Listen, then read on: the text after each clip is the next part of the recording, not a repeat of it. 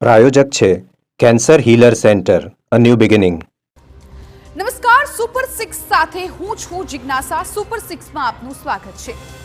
આજે વાત અહીં ચિંતાની, કેમ કે રાજ્યના શહેરમાં હુમલા અને મારામારીની ઘટનાઓ વધી રહી છે તેની।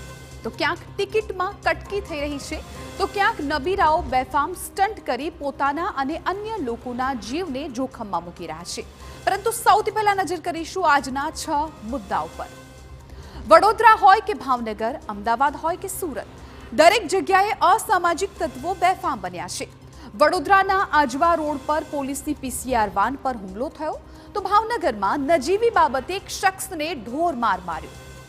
બીજા મુદ્દામાં વાત કરીશું સુરત શહેરમાં ચાલતી બીઆરટીએસ બસમાં જ મુસાફરોને ટિકિટ આપવામાં નહોતી આવતી।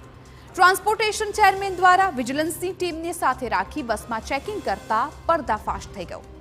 ત્રીજા મુદ્દામાં સોશિયલ મીડિયા પર લાઇક અને રીચના ચક્કરમાં ઘેલા થયેલા નબીરાઓની કરીશું વાત।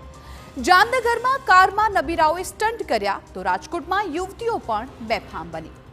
ચોથા મુદ્દામાં તમને બતાવીશું એક લંગડો વ્યક્તિ 500 રૂપિયાની લાલચના લીધે કેવી રીતે દોડવા લાગ્યો। તમને થશે કે લંગડો વ્યક્તિ દોડી કેમ શકે, પરંતુ આ સત્ય ઘટના છે, જોઈશું વિગતવાર। પાંચમા મુદ્દામાં બલુચ લિબરેશન આર્મીએ પાકિસ્તાન ટ્રેન હાઈજેકનો પ્રથમ વિડીયો જાહેર કર્યો, તે પણ આપને બતાવીશું। અને સાથે જ 24 કલાક બાદ પણ હજુ સ્થિતિ થાળે નથી પડી તેની પણ ચર્ચા કરીશું। અંતમાં ગુજરાત વિધાનસભા પરિસરમાં નેતાઓએ રંગોનો છોડો ઉછાળી તેના દ્રશ્યો પણ બતાવીશું।